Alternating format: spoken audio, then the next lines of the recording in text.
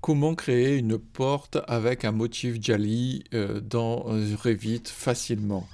Bonjour, je suis Pascal Camelliti, architecte et formateur Revit. Aujourd'hui, je vais répondre à une question qui m'a été posée par un de mes abonnés, de savoir comment réaliser donc un motif Jali avec un vitrage sur une porte pour pouvoir faire un moucharabier ou éventuellement voilà, avoir un motif, quelque chose qui va pouvoir avoir ce que vous pouvez voir sur le côté, donc quelque chose, une découpe très, on va dire, de jolis mots de nature.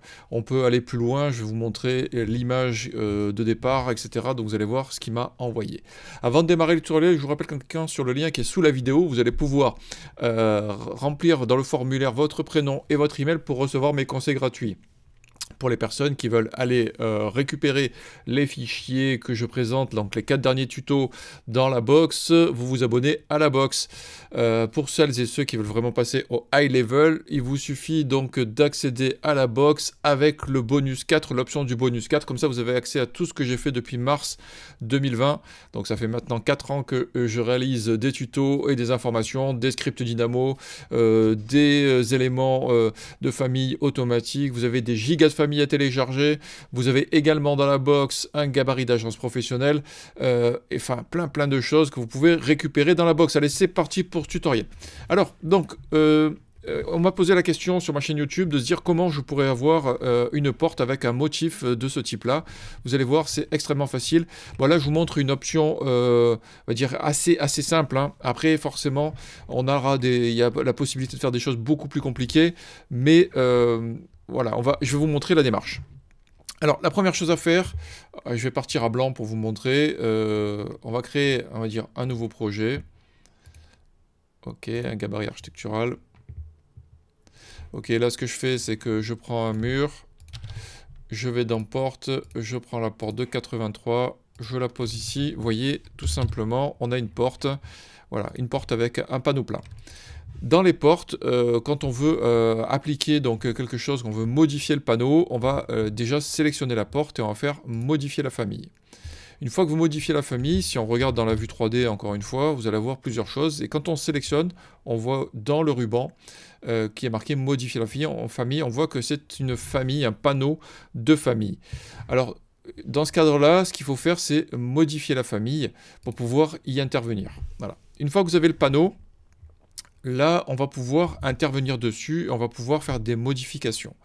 On va aller ici dans l'arborescence, on va aller sur la vue avant, et on va voir le panneau. Moi, ce que je vous conseille de faire par rapport donc au Jali qui est demandé, on va faire des plans de référence, et ces plans de référence, on va les tracer, on va les placer, de manière à avoir quelque chose qui soit positionné comme ça. Pour pouvoir bloquer les choses, ce qu'il faut faire, c'est caler une dimension ici. Là, j'avais mis 130, j'avais mis 120, je crois. Voilà, on va sélectionner, on va verrouiller ici. Ensuite, on va avoir ici la possibilité. Donc là, je crois que j'avais mis. Alors, je vais retourner sur l'autre. Peut-être réduire pour y voir plus clair. Alors, je l'ai là, ici. C'est celle-ci. Non plus. Elle est d'autre là. Voilà.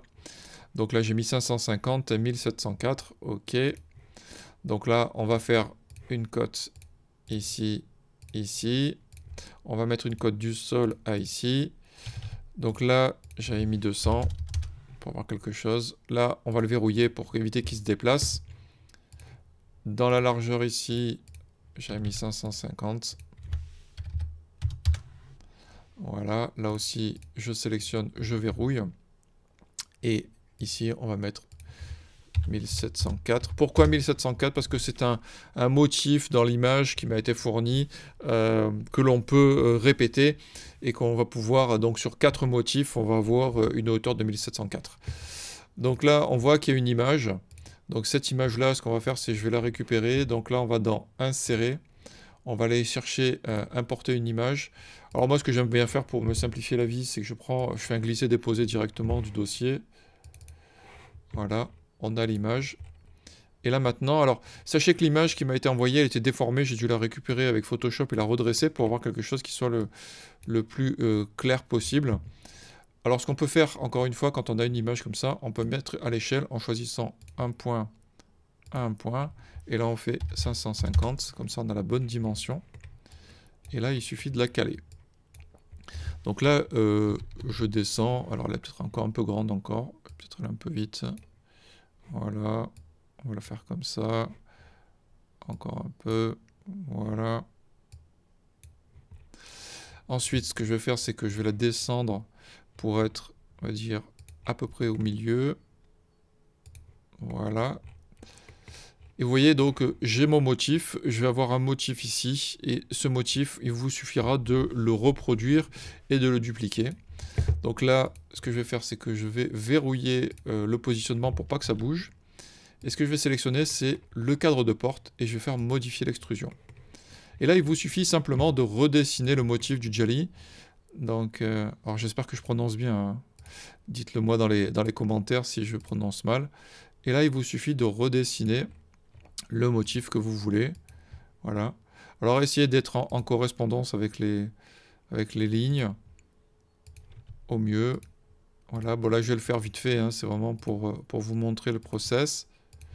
Après, à vous de pouvoir. Là, je vais faire que la moitié, comme ça, j'aurai un élément à répéter.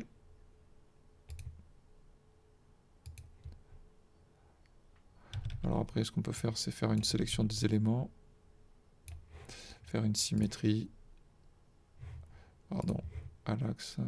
Alors là, je ne suis pas tout à fait, vous voyez qu'il faut essayer d'être le plus précis possible pour pouvoir après faire des symétries pour pas que ça soit complètement décalé.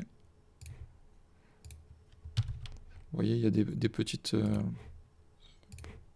décalages.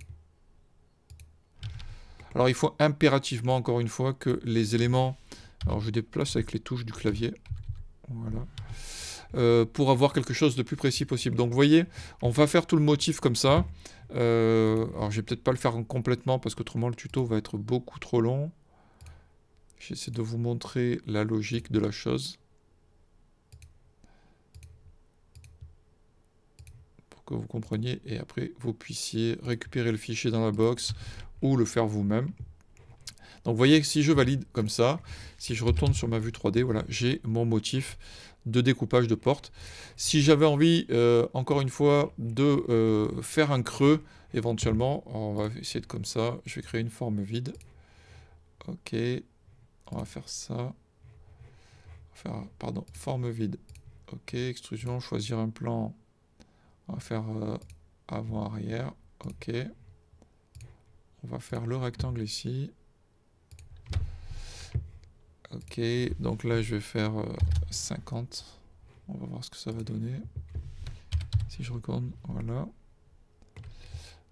Alors là il est à 0, donc on va mettre à -5. Peut-être. Voilà, vous voyez, ça creuse de manière à avoir un élément qui vienne. Donc là, si je mets -10 peut-être. Voilà, ça creuse la porte pour avoir un motif un peu plus sympa. Voilà, on pourrait faire ça comme ça. Donc je retourne sur la vue avant, je resélectionne mon cadre, je fais modifier l'extrusion. Je pourrais donc là faire mon étoile. Pour que vous compreniez, vous voyez bien ce que ça donne.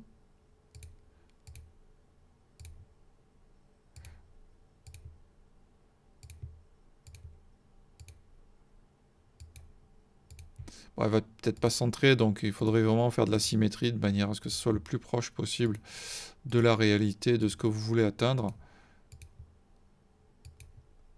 Voilà. Ok. Si je retourne là.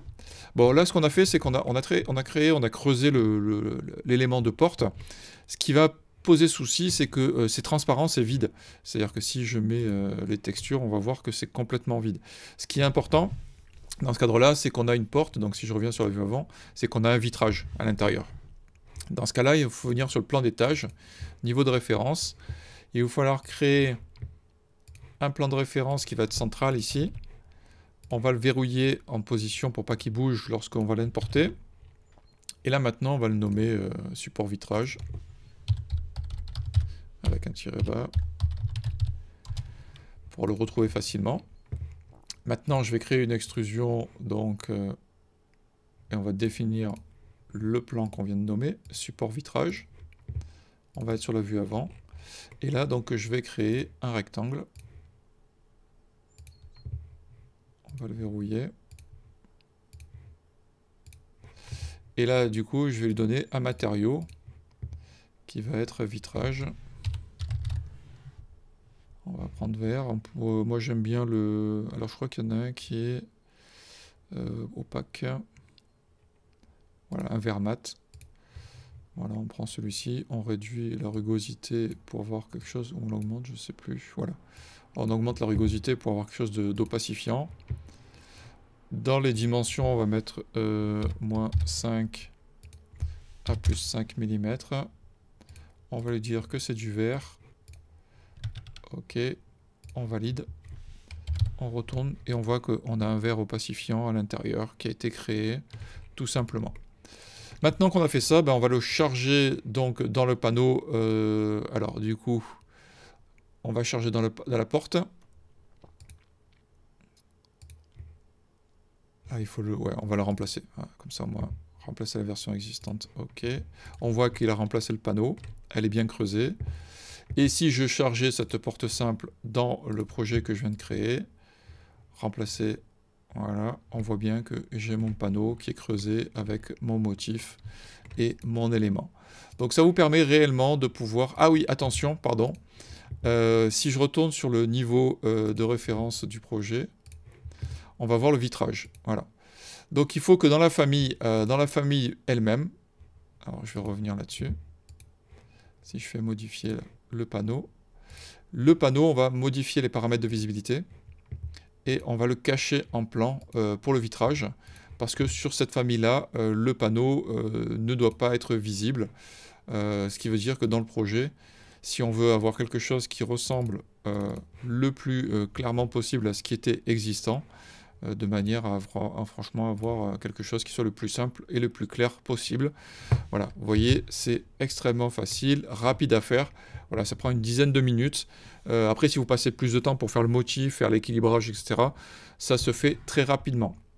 J'espère que ce tutoriel vous aura été utile. Vous n'hésitez pas à liker, à partager. Vous me laissez vos commentaires donc, sous la vidéo. Vous m'écrivez, vous m'envoyez des emails. Ça me fait plaisir de vous lire, d'échanger avec vous. Si vous avez des questions, si vous souhaitez que je développe donc, un tuto spécifique, comme là j'ai reçu quelques petits mails, je vous en remercie. Et puis voilà, n'hésitez pas à vous abonner à la chaîne. À vous abonner à la box pour pouvoir récupérer ces fichiers et tous ces éléments de manière à gagner du temps et aller au high level avec l'option du bonus 4. Je vous dis à la semaine prochaine pour un nouveau tutoriel. Merci, au revoir.